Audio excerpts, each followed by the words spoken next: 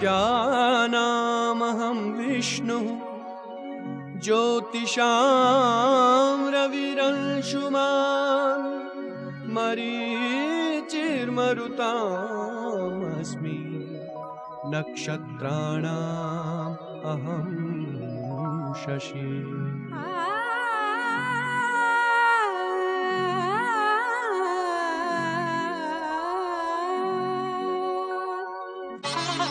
దివ్య బ్రహ్మాండ నిర్మాణం.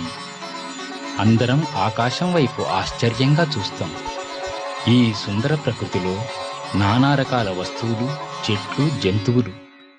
हम सभी ने कभी न कभी रात के आकाश को अचरज भरी नजरों से देखा होगा और आश्चर्य की यही भावना तब भी मन में उठती है जब हम सजीव और निर्जीव दोनों ही प्रकार की वस्तुओं के बहुरंगी संसार को देखते हैं। Every one of us must have watched the night sky at one time or other with great amazement and wonder. When one looks around and sees the multitude of objects, living and non-living, one wonders at the variety exhibited by them. क्या ये सभी चीजें एक ही जगह जन्मी? ये सवाल कई सदियों से सारे संसार के दार्शनिकों और शायद प्रागैतिहासिक मनुष्य को भी उलझाते रहे हैं। Do all these things have a common origin? These questions have been asked by philosophers from all over the world for many centuries, and probably even by prehistoric man. మన పూర్వులు ప్రకృతికి చాలా సన్నిహితంగా ఉండేవారు. ఆకాశంలో ఉన్న రకరకాల తారలను, సంచరించే గ్రహాలను పరిశీలించారు. प्राचीन मनुष्य प्रकृति में घुल मिलकर रहता था. The ancient man, who lived very close to nature, had ample time to observe the sky with its multitude of stars and wandering planets.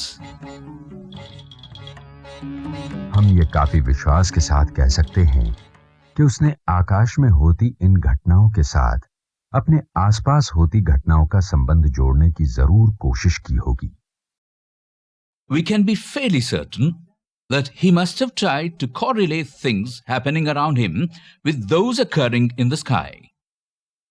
For instance, people living in the Nile Valley predicted the flooding of the river with the rise of the bright star Sirius.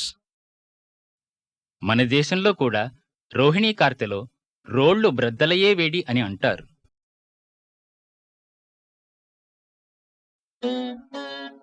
భారతదేశంలో ఈ నాంది చిరప్రాచీనమైన వేదకాలమున కన్నా ముందే వేయబడింది. भारत में खगोल शास्त्र के अध्ययन वैदिक काल या शायद उससे भी पहले शुरू हो गए थे.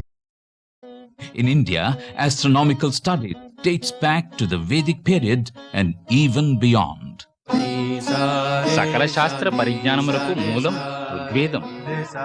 सबसे प्राचीन वेद ऋग्वेद में, जो शायद विश्व का प्राचीनतम ज्ञान कोश है, नक्षत्रों या तारामंडलों का जिक्र आता है.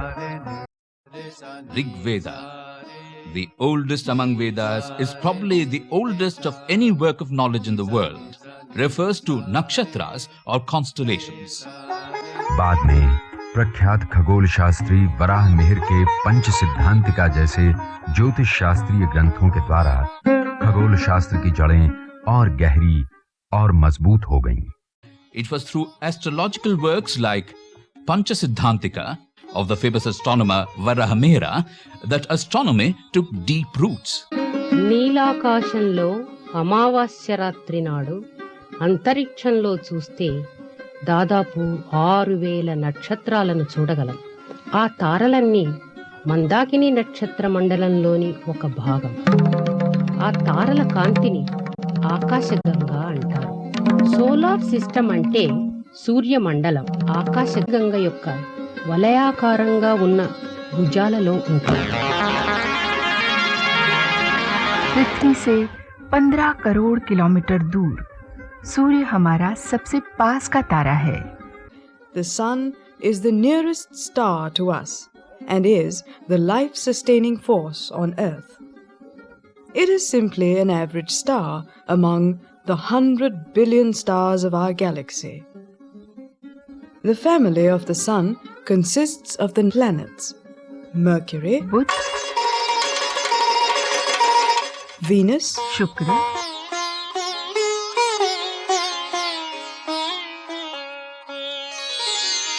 पृथ्वी, Earth, मंगल, Mars,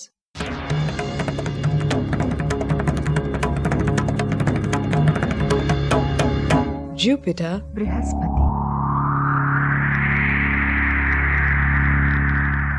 Saturn, शनि,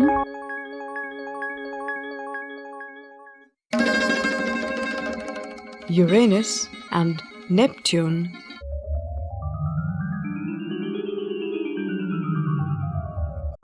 పట్టణపు విద్యుత్ దీపాల కాంతి నుంచి దూరంగా వెళ్ళి ఆకాశంలో చూస్తే తెల్లని పాలలాంటి కాంతి కనబడుతుంది. ఇదే ఆకాశ గంగ, ఇంగ్లీష్లో మిల్కీ వే. ఇది కేవలం వెలుతురు కాదు, సుమారు 10,000 కోట్ల నక్షత్రాలతో కూడిన తారామండలం నుంచి వచ్చే తారాకాంతి. अगर हम प्रकाश की गति से यात्रा करें तो भी हमारी आकाश गंगा के एक छोर से दूसरे छोर तक जाने में हमें 1,00,000 साल लगेंगे। इस यात्रा की कल्पना करना भी असंभव लगता है, क्योंकि प्रकाश 1 सेकंड में बंबई से दिल्ली के बीच 100 चक्कर लगा सकता है। The stars are so far off from us that they cannot be identified as individual stars. In spite of the apparently random distribution of stars as in the sky, all the stars form a regular conglomeration in the form of a spiral in our Milky Way galaxy. From edge on, the spiral will look like an elliptical disc with a bulging center. ఈ బ్రహ్మాండంలో ఇలాంటి నక్షత్ర మండలాలు అనేకం ఉన్నాయి. हमारे सबसे पास की मंदाकिनी है देवयानी, जिसको हम कोरी आंखों से देख सकते हैं। As you're looking at this hazy patch of light, you are in fact looking at the light from more than 100 billion stars.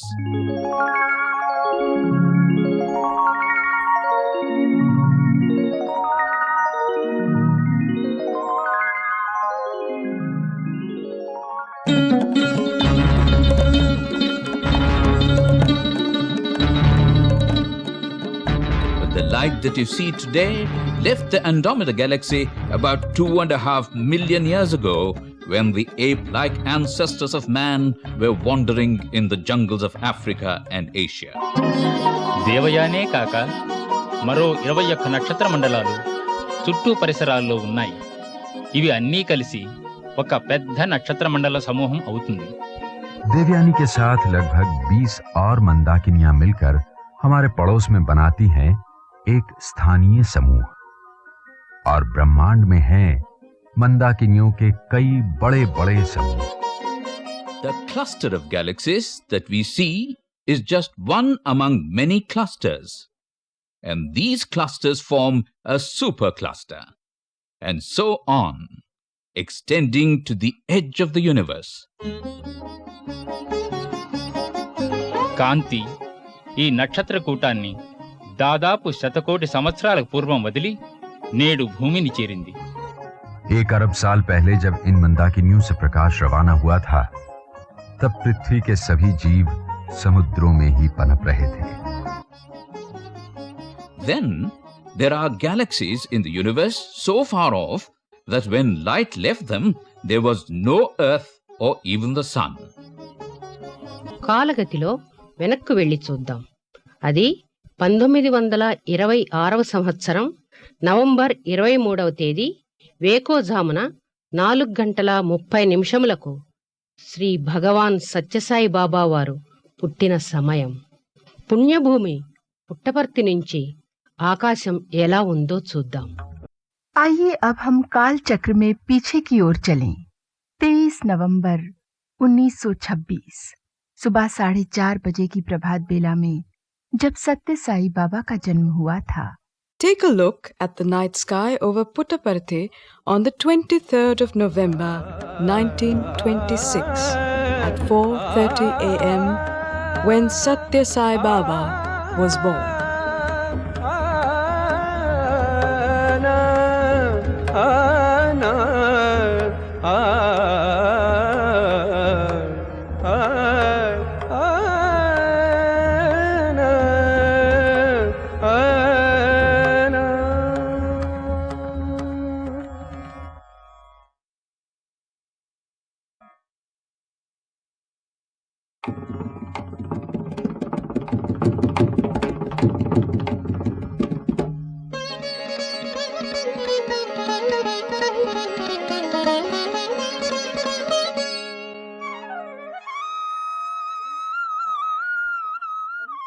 There in the northern sky, you see the well-known constellation Ursa Major or Saptarishi. సప్తఋషి మండలంలోని ఆ రెండు తారలు నేరుగా ధ్రువతారను చూపుతున్నాయి.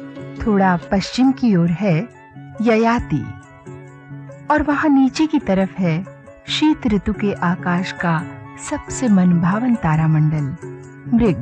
Orion, the hunter. ये 4 तारे मिलकर मृग का शरीर रचते हैं और ये 3 तारे मिलकर बनाते हैं मृग का पट्टा. The red star over here is Betelgeuse. There is Rigel, a white superluminous star. దూరదర్శినిలో చూస్తే కాక్షేతార నుంచి పట్టీవల ఉండే తారలకు మధ్య సుందర మేఘంలాగుంది. అదే ఉత్తేజకరమైన మృగ నిహారిక. The Orion Nebula. मृग के नीचे है श्वान तारामंडल, जिसका तारा लुब्धक आकाश में सबसे चमकदार तारा है. In all, the sky is divided into 88 constellations. Of these 88 constellations, 12 constellations occupy an important position. ఈ 12 రాశులలో సూర్యుడు, చంద్రుడు ఆదిగా గల గ్రహాలు సంచరిస్తూ ఉంటాయి. इन 12 राशियों से होकर गुजरने में सूर्य को 1 साल का समय लगता है. The sun stays in one zodiacal sign or a rashi for a period of 1 month.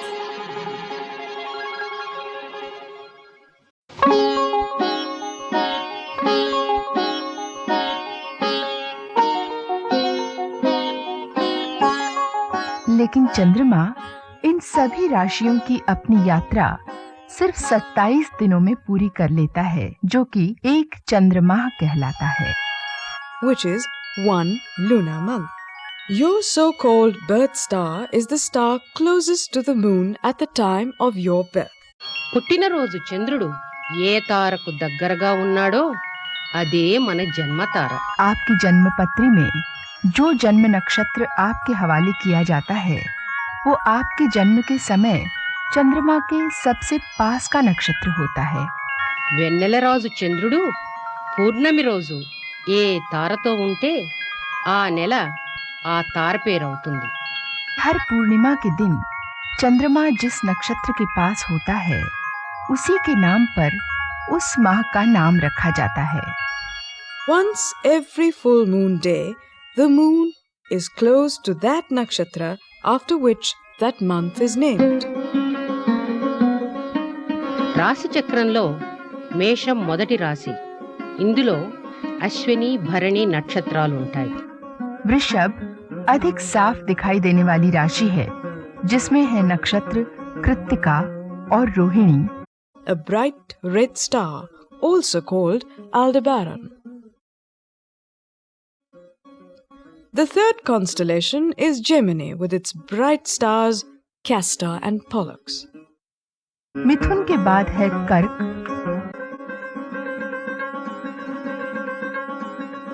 సింహంలో Magha నక్షత్రం అతి ప్రకాశవంతంగా సింహం యొక్క పంజా దగ్గర ఉంది. After Leo comes Virgo, the Virgin. Spica or Chitra at the navel of the Virgin is the brightest star of this constellation. बाकी 6 राशियां केवल दिन के समय उभरती हैं, इसलिए इस वक्त उनको नहीं देखा जा सकता. इन तारों के साथ हैं चंद्र और हमारे ग्रह. शुक्र, शनि तथा बुध हैं वृश्चिक राशि में. These planetary positions are similar to those in the horoscope of Sri Satya Sai. धिमि धिमि धिमि धिमि नटन Shiva, तांडव खेली विलास शिवा, माया मानुष वेश शिवा, लिंगा तव कर साई शिवा, धिमि धिमि धिमि धिमि नटन शिवा. रसोऽहमप्सु कौन्तेय प्रभास्मि शशिसूर्ययोः प्रणव सर्ववेदेषु शब्दः हे पौरुषम्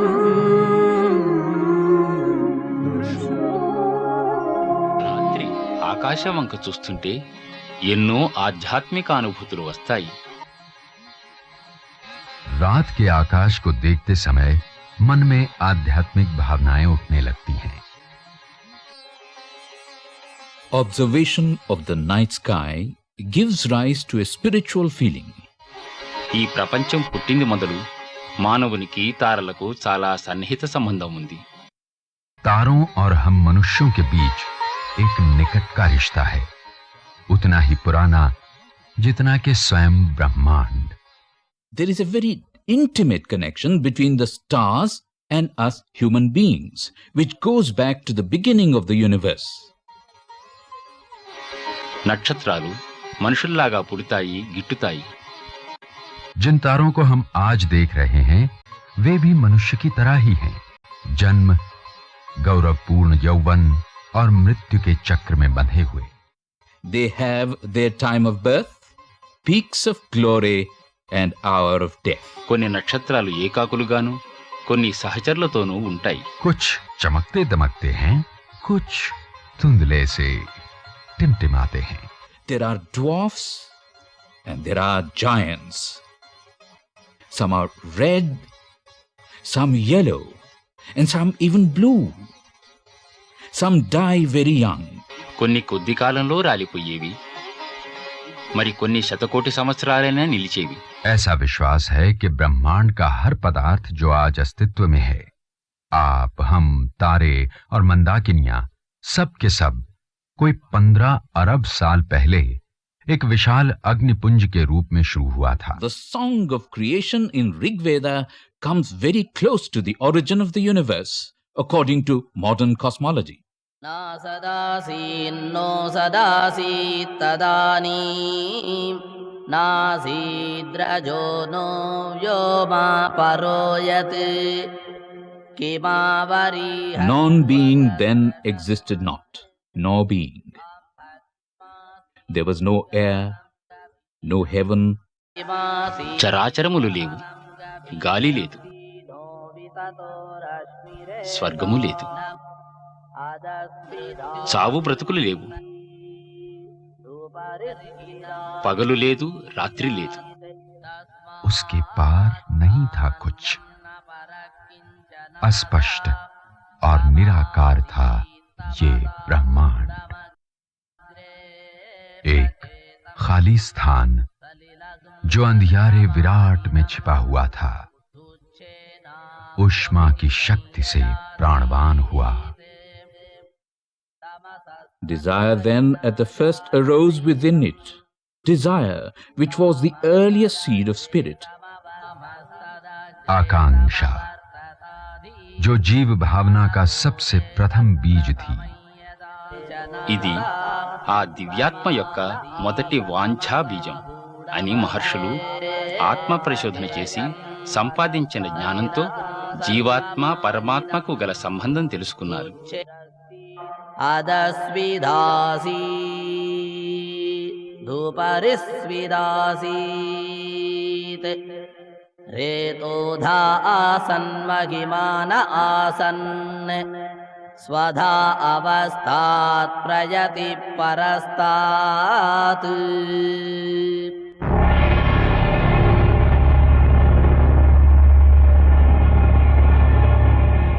The fireball which started the universe was extremely hot and dense. కొన్ని కోట్ల డిగ్రీల వేడితో చాలా దట్టంగా ఉండేది. जिसके चम्मच भर पदार्थ का वजन अरबों टन था. इस पुराने अग्निपुंज में अचानक विस्फोट हो गया, महाविस्फोट.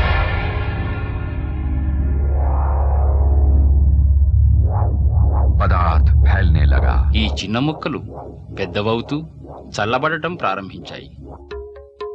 इसी से बनी तारों की मंदाकिनियां.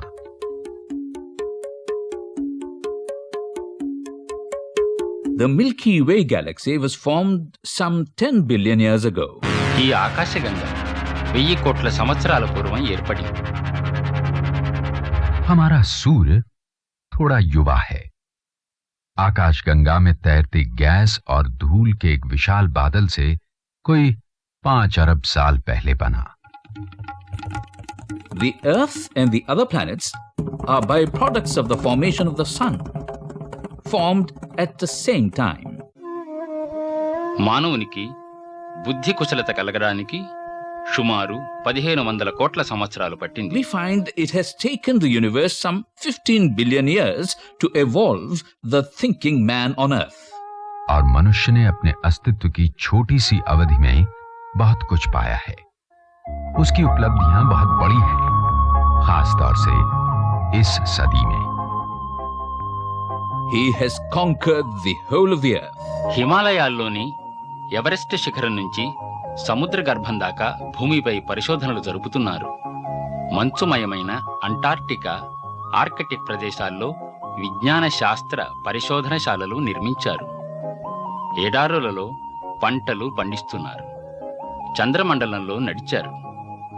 మిగతా గ్రహాలకు అంతరిక్ష నౌకలను పంపారు. इतना ही नहीं, हाल ही में वो अंतरिक्ष यान के साथ बिना किसी संबंध के अंतरिक्ष में तैर चुका है, पृथ्वी का पहला मानव उपग्रह बनकर. In spite of all these achievements, man on Earth is facing many serious problems.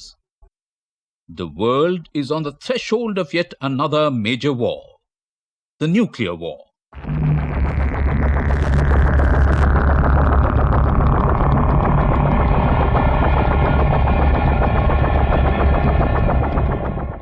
అభివృద్ధి చెందే దేశాల్లో విద్యాహీనులు ఎక్కువ. దరిద్రం, దుఃఖం, అనారోగ్య వాతావరణం, రోగమయ ప్రదేశాలు, మానవునికి ఎక్కడ చూచినా కష్టాలు.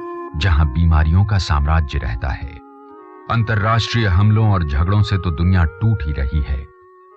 राष्ट्रों के अंदर भी सांप्रदायिकता, धर्म, भाषा, जाति और ऐसे ही बहुत से दूसरे आदमी के द्वारा बनाए फलसफों के कारण दंगे फसाद बढ़ते जा रहे हैं. ఈ ప్రకృతి అనేటువంటిది జీవునికి దేవునికి మధ్య ఉన్నటువంటి యొక్క బ్రిడ్జ్ వంటిది ఈ ప్రకృతి. This creation is like the bridge which connects man with God. నేను అనేటువంటిది ఒక పర్వతము, దైవము అనేటువంటిది మరొక పర్వతము. ఈ రెండింటిని చేర్చేటువంటిది మన యొక్క ప్రకృతి యొక్క తత్వము. I is one hill, God is another hill.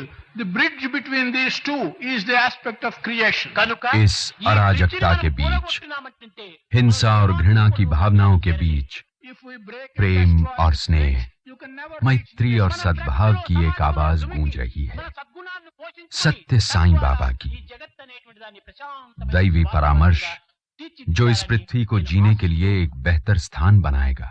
यदा यदा हि धर्मस्य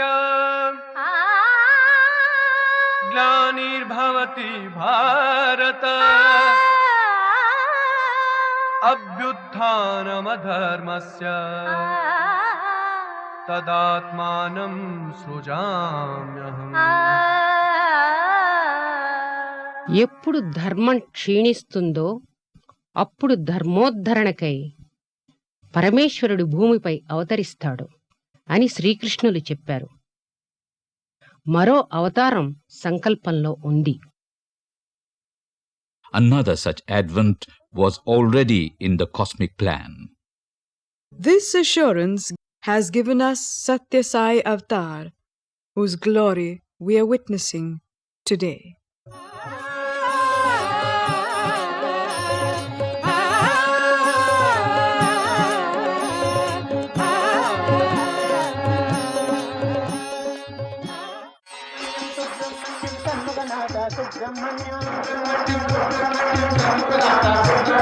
सुब्रह्मण्यम सुब्रह्मण्यम षण्मुखनाथ सुब्रह्मण्यम जय सुब्रह्मण्यम सुब्रह्मण्यम षण्मुखनाथ सुब्रह्मण्यम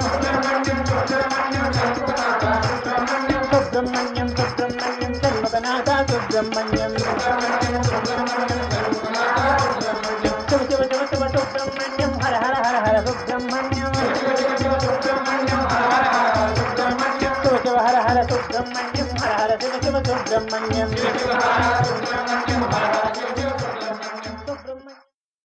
सारे विश्व के साई सेवक प्रशांति निलयम में इकट्ठा हुए हैं अपने गुरु भगवान सत्य साई को बधाई देने, अपने श्रद्धा सुमन अर्पित करने। सूरज चांद सितारे बनकर आए हम देने बधाई बधाई हो। इस पावन शुभ पर्व पर उनका उत्साह वर्धन करने के लिए आकाश में उभर आए हैं पांचों दर्शनीय ग्रह शुक्र, Venus, Mars, Mangal, Budh, Mercury, Shani, Saturn, and Jupiter. और बृहस्पति।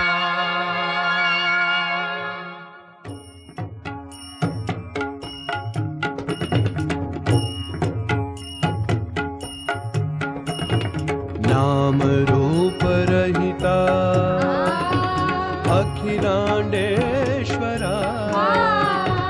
साई सा परतीशा साई सा परतीशा प्रजा सेव परमात्म बनाकर रूप नाम ले आए साई।